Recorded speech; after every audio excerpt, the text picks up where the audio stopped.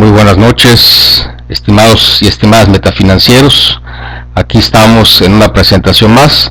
La vez pasada conversamos un poquito de las estrategias de inversión y quedó pendiente, les ofrecí subir un video sobre lo que es la inversión en valor, el famoso Value Investing.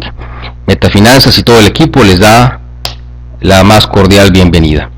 Bueno, vamos a empezar conversando sobre lo que es la evaluación de una empresa, ¿no? En estrategias de inversión, la vez pasada hablamos de la estrategia basada en ciclos y ahora vamos a ver la inversión en valor, Value Investing, que el método está basado en el análisis fundamental, vamos a ver, de un negocio. Esta frase es muy interesante. Warren Buffett recordaba: existen dos reglas básicas de inversión. La primera es no perder dinero. La segunda, nunca olvidar la primera regla. Esta frase es de Benjamin Graham, que fue maestro de Warren Buffett y siempre lo citaba en todo momento que podía, ¿no? Vamos a conversar entonces primero, de acuerdo al método de Warren Buffett, que es el maestro de la inversión en valor, algunos principios de análisis de la empresa. Si hablamos de principios de la empresa, se hacía formular algunas preguntas generadoras. La primera: ¿es sencilla y fácil de entender? ¿Ha obtenido una historia operativa coherente? ¿Ofrece perspectivas favorables a largo plazo? Si vemos, básicamente esta primera etapa se refiere al modelo de negocio de la empresa. Vamos a ver más adelante cómo los estados financieros nos pueden hablar de esto. Y él básicamente decía que la empresa puede manejar dos tipos de producto. Un producto que él llamaba el producto franquicia, que no es la franquicia como conocemos, tipo McDonald's y demás, sino la franquicia como una marca posicionada. Cuando alguien está decidido, está dispuesto a pagar incluso un poco más de dinero por un activo, por un bien, ¿verdad?, o un servicio, y los famosos productos commodity, que son los que él decía realmente la pelea es el menor precio. Tú vas a buscar un producto y el que esté más barato es el que te llevas. Después, el señor Warren Buffett daba mucha importancia a los principios de la dirección de la empresa. Él preguntaba: ¿actúa la dirección de una empresa en forma racional? ¿Es sincera con los accionistas? Él siempre decía que se cometen errores, ¿verdad?, y hay que saber reconocerlos y decirlo abiertamente. Y se opone resistencia a los imperativos institucionales. Al hablar de principios financieros, que es donde vamos a centrar esta presentación, hablaba de algunas que vamos a desarrollar más adelante, como cuál es el porcentaje de beneficio sobre los recursos propios, cuál es el valor de los owner earnings el flujo del accionista, cuáles son los márgenes de beneficio, y se ha creado la compañía como mínimo $1 de valor por cada dólar retenido. Entonces vamos a conversar de esto. Básicamente lo que significa es que una empresa, cuando tiene utilidades, o las reparte en dividendos o las retiene. Y la idea es decir, bueno, si me has retenido $100,000, en el mercado, al valor del mercado, el precio del valor del mercado debe haber generado $100,000, 1 a 1. Y principios de valor, dice cuál es el valor de la compañía y cómo puedo adquirir una compañía con una rebaja considerable a su valor intrínseco. Hablamos básicamente de la prima de seguridad, que es lo que vamos a desarrollar. Básicamente hablaremos de una evaluación de la empresa y una valuación de la empresa. Esta síntesis es oro molido, ¿no? Está basado en libros que hablan sobre la forma en que evalúa financieramente las empresas el señor Warren Buffett, y aquí están algunos parámetros importantísimos para considerar. Él decía que si nos vamos al estado de resultados, el margen bruto, es decir, la utilidad bruta, ventas menos costo de ventas sobre las ventas, debe tener un rango entre 20 y 40%. Mínimo, hay varios autores que hablan de mínimo un 20%, y lo ideal sería más o igual a un 40%.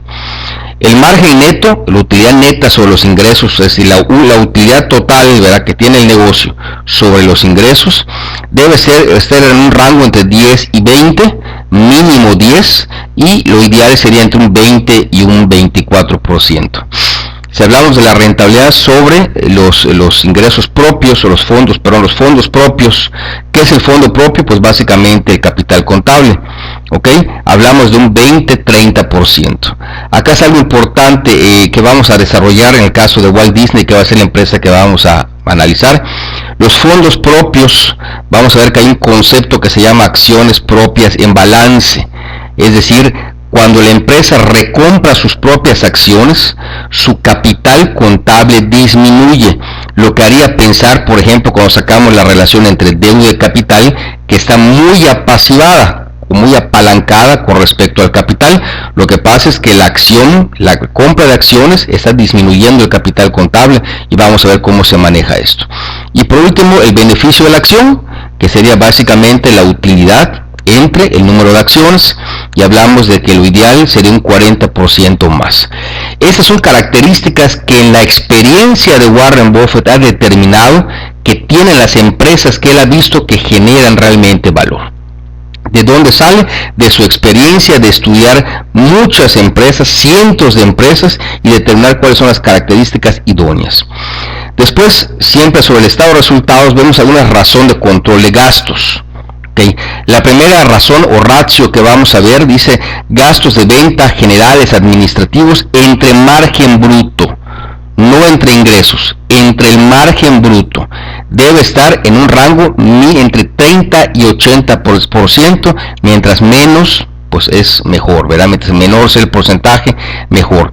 Si es una empresa que maneja gastos de investigación y desarrollo, esos gastos entre el margen bruto, es decir, sobre la utilidad bruta, no sobre los ingresos totales, ¿ok? Debe estar, no pasar de un 20-25%, y él dice que 0% es el mejor, ¿ok? Si no tiene gastos de investigación. Ratio depreciación entre margen bruto, ¿verdad? Debe estar idealmente entre un 6 o un 8%, máximo un 10%. El ratio de gastos financieros debe estar en 15% máximo, y en el caso de bancos, si estamos evaluando algún banco, pues no debe pasar de 70%. Acá hay algo importante, ¿no? Cuando hablamos del margen bruto y margen neto, margen bruto primero nos habla sobre el producto. Es decir, si vamos a evaluar una empresa, vamos a ver si realmente los gastos menos los costos de producción del bien o servicio, ¿verdad?, realmente generan valor. Cuando son productos tipo commodity, la rentabilidad bruta, vamos a llamar así, o sea, ingresos menos costos de producción, realmente es muy baja.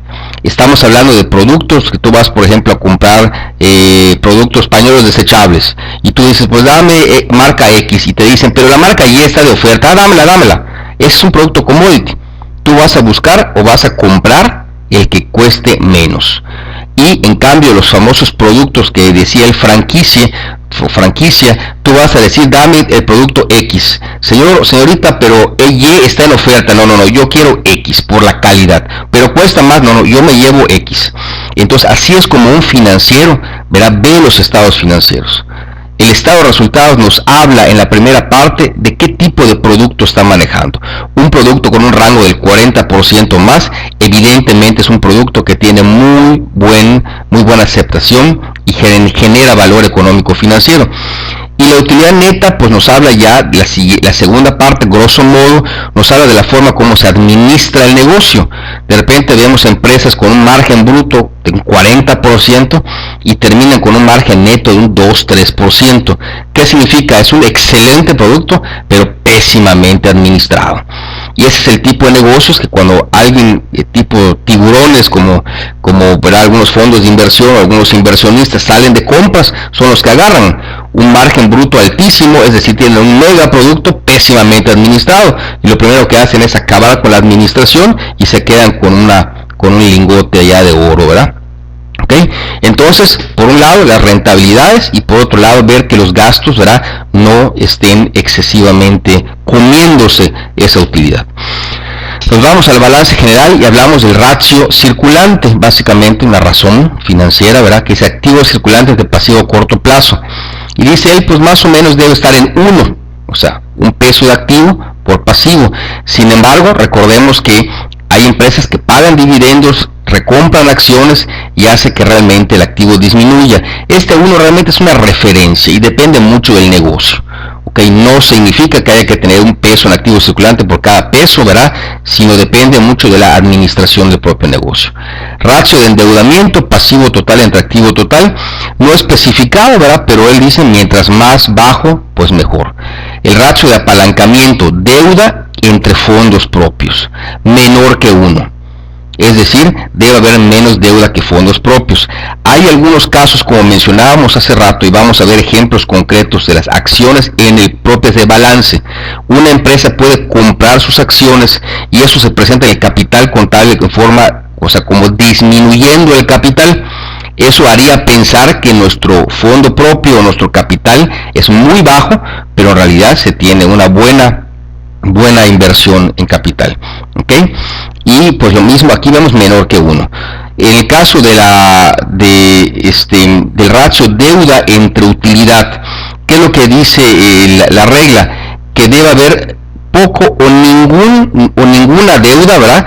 O beneficios netos anuales para cubrirla en 3 o 4 años. Es decir, si yo divido la deuda de largo plazo entre la utilidad, me debe dar máximo 3, 4. Con 4 años de utilidad puedo pagar perfectamente la deuda, pues es una deuda bastante bien administrada. Nos vamos al efectivo o el cash ajustado. ¿Okay? Aquí viene la gran pregunta: ¿qué es lo que crea el efectivo en la empresa?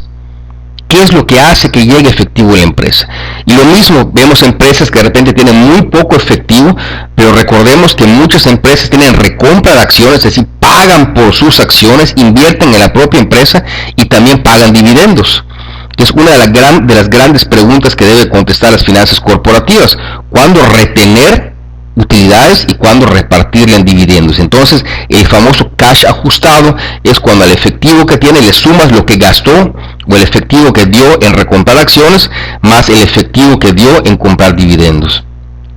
Existencias y cuentas por cobrar, pues bueno, que haya existencias proporcionales a los beneficios y cuentas por cobrar, pues de alguna forma menor que el promedio del sector. Reservas acumuladas, utilidades no distribuidas, que hay un incremento sistemático de las reservas. Él dice, verá, que además provoca diferimiento de impuestos. ¿Por qué? Porque cuando te pagan dividendos, pues de alguna forma te cobran un doble impuesto, casi, ¿ok? Pero las reservas acumuladas hace que crezca tu inversión y como no te han dado, no has recibido algún tipo de dividendo, no tienes impuesto o pagar impuesto. Por eso hay un diferimiento del mismo. Acciones preferentes, él dice, lo mejor es que no se tenga. Una acción preferente, como su nombre lo dice, es el que tiene preferencias normalmente en términos de cobrar algún tipo de dividendo, básicamente. También existen los famosos tipos mezanín, que es algo mixto entre deuda y capital, que igual, ¿verdad? Pues ya son cosas un poquito más complicadas, que en este caso no vamos a ver. Él prefiere las empresas con deuda o acciones, ¿verdad? Perdón, acciones comunes. Acciones propias es lo que vamos a meternos un poquito a esto. Las acciones propias se refiere como recompra de acciones. Nota, dice, se encuentran restando el capital contable. Vamos a ver a qué se refiere esto. Y dice que es un indicador de una empresa con ventaja competitiva duradera. Es decir, una empresa cuando tiene mucho efectivo puede hacer varias cosas. Una, invertir, comprar otro negocio y demás.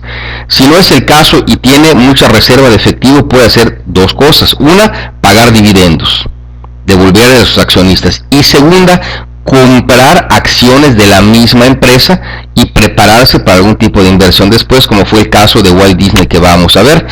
En el caso de Warren Buffett dice que prefiere la recompra de acciones por la cuestión del diferimiento de impuestos. ¿Ok?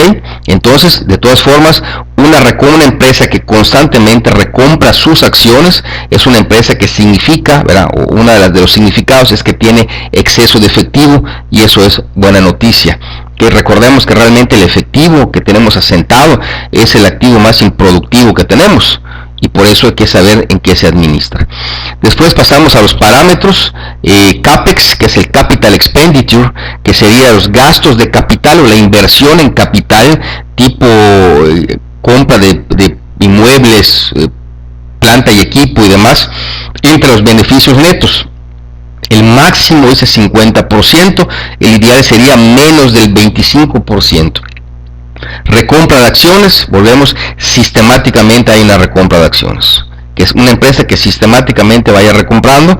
Y ya mencionamos que el cash ajustado, el efectivo ajustado y equivalentes sería el cash que vemos en caja, más el reparto de dividendos, lo que sacó del efectivo para pagar dividendos, más lo que recompró en acciones. Entonces aparentemente la caja es poca, pero porque ya invirtió, ¿verdad?, tanto en la compra de acciones como en el reparto o en el reparto de dividendos. Entonces, para ver si realmente es una empresa que tiene un efectivo interesante.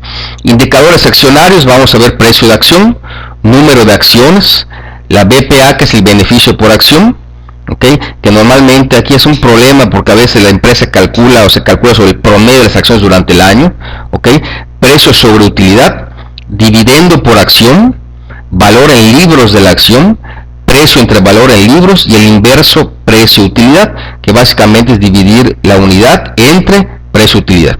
¿Ok?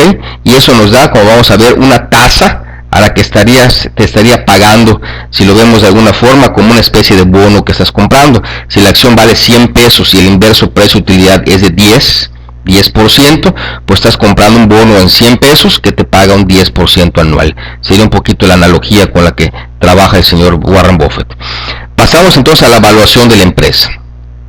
Inversión en valor, y viene la analogía con la evaluación de un bono. Aquí vemos el principio financiero del valor del dinero en el tiempo. Valor futuro es igual a valor presente por 1 más I a la N. Valor presente, si despejamos, sería valor futuro entre 1 más I a la N. ¿Okay? Esto es básicamente lo que vamos a hacer para efectos de la evaluación. De hecho, hay una técnica que se llama valor presente neto, que inicialmente se ejercía o se servía para evaluar bonos, y así es tal cual como el Wall Street Journal, por ejemplo, hace la evaluación de los bonos todos los días que entras y ves cuánto vale a través de los cupones futuros, ¿verdad?, y de las tasas de descuento. Y alguien dijo, oye, pero ¿y si hacemos de cuenta que el bono es una empresa y los cupones son las utilidades que va a dar la empresa? Pues es el mismo principio que podemos ejercer. Por eso el valor presente neto también se utiliza para evaluar negocios. Entonces, en este caso vamos a utilizar la metodología de flujos, o los famosos owner earnings, como ha bautizado el señor Warren Buffett, que sería un flujo básicamente del accionista y un valor residual. Es decir, vamos a evaluar, agarramos la base, que estamos en este caso concretamente cierre de 19, vamos a evaluar a 10 años. Se puede dividir en este caso periodo de ventaja competitiva, cuando la empresa, por ejemplo, está creciendo en forma importante en tasas, ¿verdad?, pues altas. Se puede agarrar los primeros 5 años de crecimiento, pero después viene el periodo de convergencia, es decir, asumimos que no va a crecer de esa forma eternamente, y entonces hay algunos criterios para poder, pues, normalizar esa tasa de crecimiento.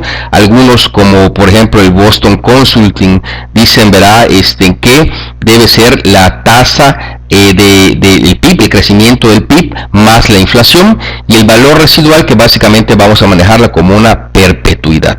Estos flujos los vamos a descontar a una tasa de descuento, ¿okay?, que sería nuestra trema o la tasa de rendimiento mínima aceptada. Pues entonces entramos a Walt Disney Company. Vamos a viajar a las finanzas de Walt Disney. Vamos a centrarnos ya en los resultados. Aquí vemos como la primera parte que habla de el margen bruto, ¿verdad? Él decía, Warren Buffett dice más del 40%. Aquí vemos como 39.6 en el 19, 44.94, 45.46, o sea, perfectamente cubre con los requerimientos de margen bruto que se tiene. Margen neto, ¿verdad? Aquí hablaba entre 20 y 24, aquí tenemos 15, 21, 16, un promedio de 16.39 en los últimos 5 años. La rentabilidad sobre los fondos propios, aquí vemos 12, 10, 8, 9, 8, 7, 9. La rentabilidad sobre los activos, 5, 12, 9, 10, 5, en promedio 9. Y beneficios por acción, ¿verdad? Pues igual vemos el 6, el 8, el 5 por allá. En las razones de gastos, hablamos de que debe ser entre 30 y 80, vemos un 41, 33 por allá, ahí se van, 36, 87 en promedio de los últimos 5 años. Si hablamos de investigación y desarrollo, pues prácticamente no existe. La razón de depreciación, ahí vamos entre un 15, 11, pues Walt Disney tiene bastantes activos. Acá viene algo interesante. Él dice que las empresas que tienen mucho activo, al final de cuentas, las ganancias que tienen, ¿verdad?, son de alguna forma restringidas, es la palabra que él utiliza. ¿Por qué? Porque los activos, una empresa que tiene mucho activo, es castigada fuertemente por la inflación. ¿Qué significa? Si yo necesito reinvertir a cada rato, cada vez que yo haga esa reinversión, la inflación ya me ganó. Si yo compro ahorita una maquinaria en $100, ¿verdad? En 3 años va a costar a lo mejor 120, 130. Si a cada rato tengo que estar comprando maquinaria, la inflación me va a estar causando estragos allá. Entonces, pues sí, Walt Disney tiene mucha inversión en ese sentido, pero pues hay que tomar el contexto total, ¿no? Depreciación, hablamos de gastos financieros, está súper tranquilo, un 3.2, un promedio 1.40, aunque el último año creció un poquito, y en el caso de bancos, pues no aplica. Si nos vamos a el estudio del balance general, vemos como la ratio circulante, pues en promedio, si vemos, es 1 tal cual. Ratio de endeudamiento, 51.46, está abajo del de 1. Ok, bueno, aquí no especificado, pero está pues bastante razonable. Acá sí, ratio de apalancamiento, 51.27.31.30, pues sería abajo del 1. Ok, ratio deuda a largo plazo entre utilidad, vemos como este último año creció de 1.81 a 4.48, está pasando el 4 que pone Warren Buffett como máximo. Vamos a ver que en el 2019 hubo una situación también especial, ¿verdad?, de inversión. Vamos a ver la estrategia que utilizó Walt Disney, ¿no? En el caso del efectivo o el cash, aquí vemos como pues en 2013 tenía 13.089 o 13 billones de pesos, 12.5 billones, en el 2018 10.24 billones, y en 2019 8.31 billones o 8.313 millones, ¿no? Sería la lectura. En existencias y cuentas por cobrar, pues eso no tenemos allá la información ahorita. Reservas acumuladas, vemos cómo pues de alguna forma también se ha ido incrementando hasta 2019 que cayó, y vamos a ver también qué es lo que sucedió en este caso. Acciones preferentes no hay ninguna, y acciones propias, la recompra de acciones propias, ha habido sistemáticamente una recompra de acciones, pero en el 2019 no hubo por una situación de inversión que vamos a ver a continuación. ¿Okay? El CAPEX pues está un CAPEX alto. Si vemos en el 2018 un 35%, en el 19 un 44%, y eso de alguna forma, pues como estamos viendo, hace que necesite mucha inversión realmente una empresa como Walt Disney. Y lo que estamos viendo después es el flujo de efectivo, que realmente no solamente agarra el concepto de caja o de efectivo y equivalentes de el balance, sino que consideramos que de ese efectivo ya salió para comprar dividendos, y también en su caso para recompra de acciones.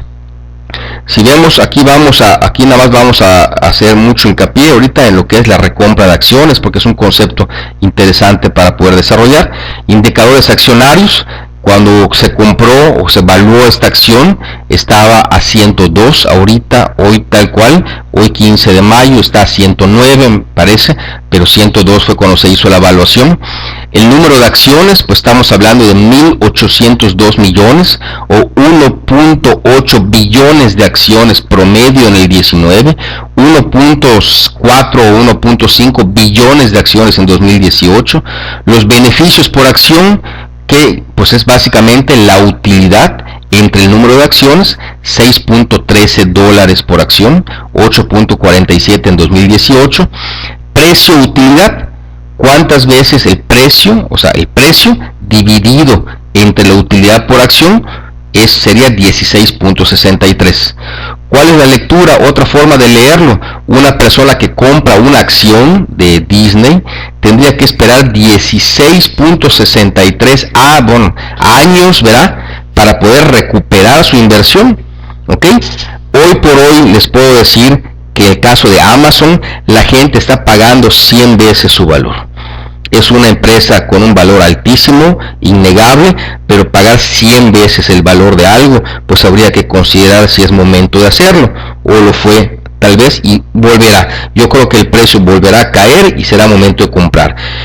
Aquí se considera 40 como un valor donde ya pues hay que distinguir, ¿verdad?, si uno sigue reteniendo la acción o no. Eso depende igual de muchos criterios, estamos hablando de criterios generales. Dividendo por acción. el pago de dividendos anuales entre el número de acciones fue 1.61 y 1.69 en 2018 y así hasta 2013. Valor en libros de la acción. ¿Qué es esto? Pues básicamente son los fondos propios o capital contable entre el número de acciones. Vemos que una acción en 2019, el valor en libros era de $49.32, y si los 102 los dividimos en 49.32, nos queda un precio valor en libros de 2. O sea, estamos pagando 2.07 veces el valor contable de una acción de Disney. ¿Ok? Entonces, estos criterios nos van a servir para poder después determinar mucho análisis, ¿no? Aquí es donde mencionábamos hace un rato, ¿no? Ya nos vamos a los números en el caso de Walt Disney. Aquí nada más como comentario, aquí si entramos a un buscador, le podemos poner disneyinvesting.com. Acá no lo estoy haciendo completo porque el internet está un poquito lento, pero a mí me gusta esta página. Investing y Trading View son dos páginas muy buenas que luego vamos a hablar un poquito más de esta. Pero aquí vemos, por ejemplo, Walt Disney en Investing. Tenemos, ¿verdad?, que la acción vale 109.05. Así cerró hoy viernes 15 de mayo. Aquí hay mucha información que después vamos a ver, pero también me interesa irnos a perfil. Nos vamos a perfil de la acción y aquí abajito dice web. Ok, la página web. Entramos acá. Aquí ya me adelanté por la cuestión del tiempo y nos entramos directamente a la página de Disney. Todas las empresas tienen un área que dice Investor Relation o así, ¿verdad? Algo que tenga que ver con la inversión. Ok, en este caso le picamos. Ok, aquí vemos a Mulan. Ok, y que les comento que está un poquito lento el internet. Acá 109, lo que decíamos aquí habla de la acción, cómo se está comportando. Y si bajamos, aquí vamos a ver los reportes anuales. De estos reportes son de los que realmente nos basamos para determinar esta información que estamos viendo, que estoy mostrando a continuación. Si vemos el reporte de 2019 del capital de Walt Disney, vamos a encontrar en capital, el equity, ¿okay?, esto que está subrayado, dice Treasury Stock, y vemos cómo es lo que les mencionaba, que está restando el capital. Aquí vemos cómo en 2018 existían 67.5 billones de pesos en el stock de las acciones recompradas que ha recomprado, el saldo de acciones, y termina disminuyendo en 907. O sea, aparentemente hubo un movimiento, no aparentemente, de hecho hubo un movimiento en las acciones acumuladas, la recompra de acciones que tenía en su stock Walt Disney, y vamos a ver qué pasó. Pero acá el primer punto es mostrar por qué el Treasury Stock disminuye el capital. Lo que parecería entonces que el capital es muy bajo, pero cuando le sumas las acciones recompradas, el monto de acciones, la recompra de acciones, es donde realmente te muestra el monto de capital. Eso sería lo mismo que cuando tú compras acciones de cualquier empresa, pues normalmente la llevas activo. Pero cuando compras acciones de tu propia empresa, las disposiciones fiscales, ¿verdad?, no fiscales, contables, perdón, dicen que debe irse a capital. O sea, sería el mismo efecto cargo-abono, nada más que se presentan dentro del capital contable, porque estás comprando acciones de tu propia empresa. ¿Qué sucedió? Pues nos dice que en marzo de 2019, eso está en el informe que dijimos ahorita, ¿verdad?, la compañía adquirió las acciones de 21st Century Fox, ¿ok? Esto fue una compra importante que hizo Walt Disney durante este año, y vamos a analizar la estrategia que tuvo. Aquí en la nota 4, acuérdense que las notas de los estados financieros forman parte de los estados financieros, los propios estados financieros, y nos dice que en marzo 20 de 2019 la compañía compra las acciones, ¿verdad?, en este caso es el TFCF, que sería el 21st Century Fox, así le vamos a llamar.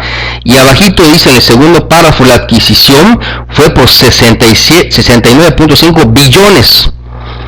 compró o pagó 35.7 billones en cash, o sea, en efectivo, y 33.8 billones en acciones de Disney. ¿Y de dónde sacó esas acciones? Pues vamos a ver que los Estados Unidos van a contar de dónde salió. Básicamente de la recompra del stock que tenía de acciones, y la vendió a un precio de $110 por acción. ¿Okay? Aquí se ve un poquito más difícil de leer. Este es el estado, ¿verdad?, de cambios en el capital contable, y vemos en la primera parte que está subrayada las adquisiciones, ¿verdad? Dice que compró con 307, como dice acá, 307 millones de acciones, ¿ok? Y pagó 69.5, 33.8 billones en acciones. Entonces vemos cómo aquí está 33.77 fue la emisión, o sea, le dio a esta empresa las acciones con 307 millones. Aquí en shares, la primera columna, está el número de acciones. Y abajo vemos lo que pasó. Lo que pasó realmente es que de las acciones que tenía en su stock, ¿verdad?, las sacó para recomprar la acción. Recomprar, pero en esta empresa. Entonces por eso disminuye el stock de acciones retenidas, y lo que hace es matar la partida, ¿verdad?, llevarla contra utilidades retenidas y contra el mismo capital común. Entonces vemos cómo esa recompra sistemática de acciones que tuvo, al final le sirvió para comprar un negocio, ¿verdad?, como vimos anteriormente. ¿Okay? Aquí dividimos para que se vea un poquito más grande la adquisición. Aquí abajito vemos 307 millones de acciones, shares, aquí está en unidades, que representan 33.8 billones de capital que la empresa le dio a la nueva adquisición. Y por otro lado, ¿verdad?, vemos cómo disminuyen, por eso termina con 907. Si vemos a la columna número 2, 3, 4, la columna 5 empieza con 67 billones y termina con 907 millones. Esa diferencia de 66.7 billones son las que utilizó de su stock para comprar la nueva empresa. El cálculo de los owner earnings, la tasa de crecimiento, aquí vemos como el net income from continuing operation, que sería básicamente la utilidad de la empresa. A eso si le sumamos las depreciaciones y amortizaciones, después viene la suma o resta de los cambios en operación, en el capital de operación, también se conoce como OPEX, ¿no? Y por último la resta de las inversiones, o el famoso CAPEX, que es el Capital Expenditure. ¿Ok? Vemos como de 2013 a 2019 llegamos a un flujo de owner earnings, que sería el flujo básicamente del accionista. Aquí abajo lo que estamos haciendo es determinar la tasa de crecimiento. Recordamos que para determinar tasas hay que utilizar la media geométrica, no la media aritmética, la media geométrica. Y en el caso del el cuadro que tenemos a un lado, vemos que las utilidades han crecido a una tasa anual promedio de 9.85%. La utilidad por acción, BPA por acción, ha crecido un 10%. Los revenues o los ingresos a un 7.51%. El cash a un 5.49%, aunque si vemos el cash ajustado, pues ha disminuido en 7.29%, pues básicamente por las actividades de las que hemos conversado. Aquí nos vamos a el estado de resultados básicamente, y aquí vemos cómo pues esos 10.913 que consideramos en el cálculo, esos 13.066, 13 billones en el 2018, vienen, ¿verdad?, de nuestro estado de resultados, ¿ok? Que es la primera parte. Y si nos vamos al flujo de efectivo, vemos como el flujo de efectivo parte, ¿ok?, de esta misma utilidad, 10.9 billones en 2019, está partiendo, ¿verdad?, para las actividades de operación. Es decir, el flujo de efectivo parte de la utilidad neta y empieza entonces a trabajar con otros conceptos de tipo financiero. En otro video vamos a tratar de explicar en un diagnóstico cómo se divide todo esto. ¿Qué nos interesa? Depreciaciones y amortizaciones. Es decir, a esos 10.9 billones le sumamos 4.1 o 4.2 billones. De allá jugamos con los cambios en la operación, ¿ok? ¿ok? Básicamente cuentas por cobrar, inventarios y cuentas por pagar. De estos datos que están en el flujo de efectivo, ya vimos que la utilidad aparece en el estado de resultados, son los datos que estamos agarrando en nuestra tabla, ¿ok? Entonces, después de la parte digamos que las actividades de operación, recordamos que el flujo de efectivo se divide en actividades de operación, después tenemos actividades de inversión y por último actividades de financiamiento. Pasamos a las actividades de inversión. Básicamente lo que nos interesa es, aquí se movió la rayita, pero la parte de arriba es Investments in Parks, que sería o Resorts and Other Property, ¿ok? Los 4.8 billones, pero no adquisiciones, es la rayita se movió en que moví la presentación, los 4.8 billones. Si vemos nuestra tabla, tenemos en 2019 menos 4.876 millones, 4.8 billones, en 2018 4.465 millones o 4.4 billones, que son los que tenemos aquí, y 2017 3.6 billones, ¿ok? Que son justamente los que estamos manejando, ¿ok? Entonces, perdón aquí por error, es la primera partida de las actividades de inversión, Investments in Parks, Resorts and Other Properties, que son lo que nos interesa como CAPEX, sería el equivalente al CAPEX. Y en actividades de financiamiento, aquí nada más poner ojo a lo que hemos conversado, la recompra de acciones comunes, una empresa que recompra constantemente sus propias acciones. Vemos que en 2019 no hubo recompra. ¿Por qué? Porque al contrario, ¿verdad? Pues lo que hizo fue deshacerse de sus acciones, de sus stock de acciones para comprar otra empresa, otro negocio, ¿ok? Aquí algo importante, nunca les va a cuadrar estas partidas con las que tenemos el balance, porque el estado de resultados nos muestra los movimientos, cuánto compró durante ese periodo, durante ese año. Recordamos que el balance general nos presenta los saldos, cuánto ha comprado de acciones hasta ese momento, ¿ok? Y por último, tenemos, ¿verdad?, los dividendos. Igual aquí se corrió la rayita en que moví, en que agrandé un poquito la diapositiva. Los dividendos es lo que nos interesa, dividendos que tenemos como negativo, ¿verdad? En 2019 2.89 billones, 2.51 billones y 2.45 billones. Pues una empresa que constantemente paga dividendos y compra y hace recompra de sus acciones, es una empresa que normalmente genera valor. Si vemos este ejercicio, estamos dividiendo acá en 3 etapas. ¿Por qué? Porque pues sabemos que 2020 va a ser un año completamente atípico, ¿ok? Entonces consideramos la tasa de crecimiento, si vemos de 9.85, dice de los años 2 a 9, ese 9.85 salió de nuestro cálculo, ¿verdad? Nuestra media geométrica, el cuadro rojo que tenemos a la izquierda, 9.85. Consideramos que seguirá de entrada los primeros 5 años creciendo a el 9.85. En el año 1 le estamos poniendo la mitad, 4.92. En este caso estamos agarrando tanto la ventaja competitiva como el periodo de convergencia al 9.85 y la perpetuidad, o sea, a partir del año 11, un crecimiento del 3%. ¿Ok? Si nosotros proyectamos entonces nuestros owner earnings durante el año 2020, llegamos de 10.029 o 10 billones, si crecemos a un 4.92 a 10.52 billones. A partir del año 2 crecemos a 9.85 y así nos vamos, ¿ok? Y hasta llegar a 24.5 billones en el año 2029. La tasa a la que vamos a descontar es el 7%. Igual este es un tema completamente interesante, ¿no? Ver el tipo de tasa.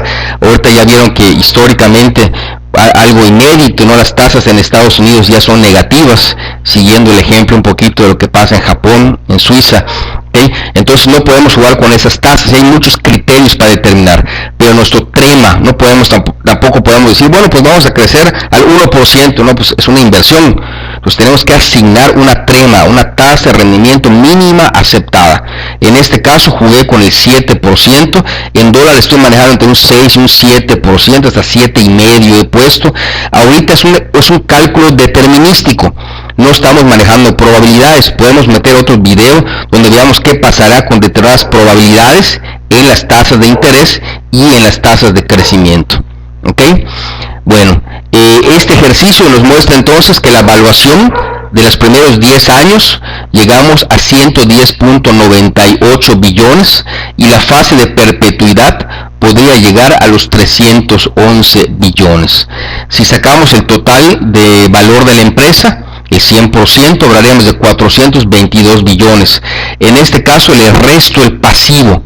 Traigo a valor presente, o se trae a valor presente y se resta el pasivo. Estrictamente en la metodología de Warren Buffett no le resta el pasivo. Él dice, bueno, si la deuda está entre 3 y 4 años, pues perfectamente manejable, no hay problema. En mi caso yo sí le resto el pasivo como para estar más seguro, ¿verdad?, de lo que estamos, de castigar la empresa y de asignarle un valor lo más justo posible. Es válido hacerlo o no hacerlo dependiendo del criterio que ustedes quieran manejar. Si le restamos el pasivo y llegamos a 370 billones de pesos, y aquí es donde viene el famoso margen de seguridad. Warren Buffett dice, bueno, esto no es exacto, puedo tener algún tipo de error, y si voy a comprar a un valor pues justo, vamos a llamarlo así, pues bueno, no me serviría de mucho que voy a ganar, tengo que comprar barato.